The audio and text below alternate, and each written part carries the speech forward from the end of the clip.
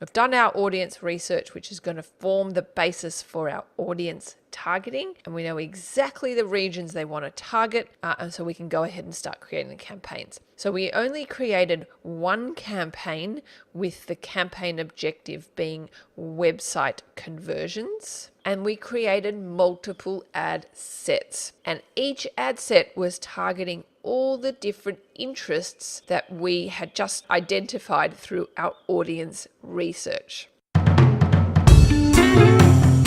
Welcome back to the Talking Web Marketing podcast with myself, Ilana Wexler. This is a show where we reveal the best tips, tricks and tactics to increasing your website traffic and then converting that traffic into leads and sales. We also discuss what's working right now in the ever-changing world of web marketing so you can apply it to your business.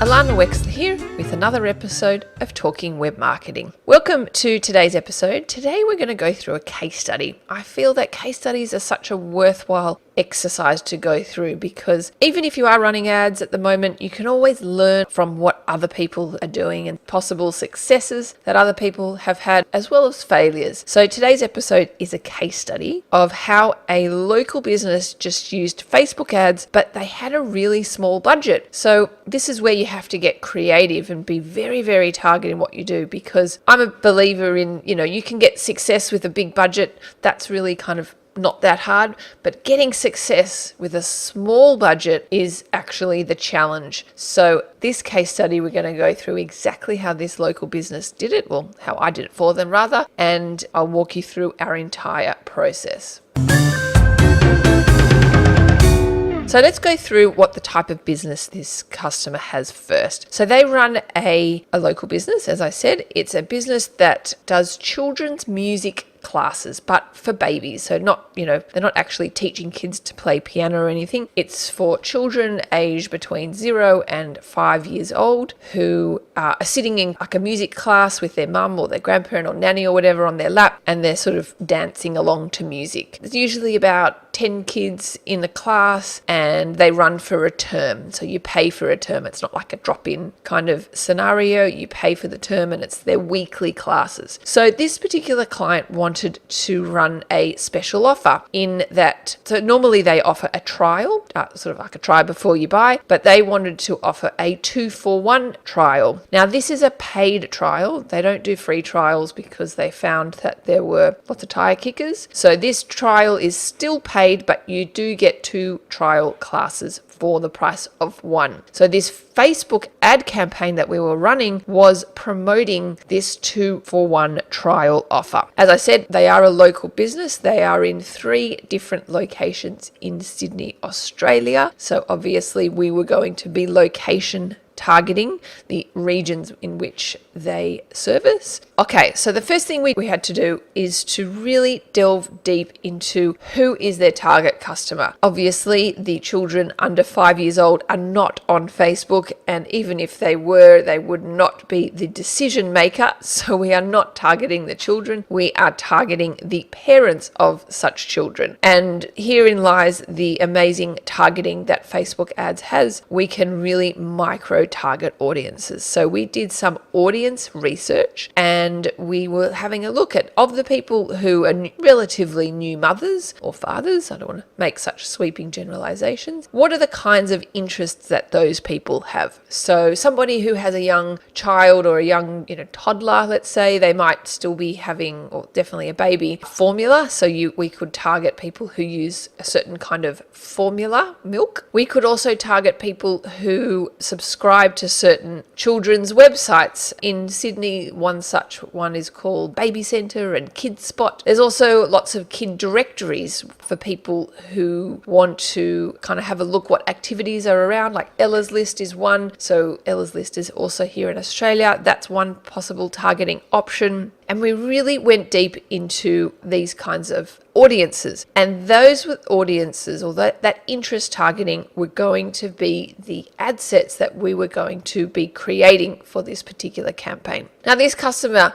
and I agreed that Facebook ads is kind of the perfect place for such a promotion because so many mothers are on Facebook and engaging in communities and Facebook groups. So there's no doubt that they are on Facebook, as well as the shareability. So this is the kind of scenario in which mothers would want to go with other mothers. And so let's say if one mother were to see the ad, she could possibly tag her friend and say, oh, shall we go to this together, etc. So Facebook was a natural ad platform fit due to kind of the offering of this particular business. So now we had all the information we needed to go ahead and start creating our campaign. So this is going to get a little bit technical if you have never created a Facebook ad campaign before, but if you had, then this is going to be really important information. So we've done our audience research, which is going to form the basis for our audience targeting, and we know exactly the regions they want to target, and so we can go ahead and start creating the campaigns. So we only created one campaign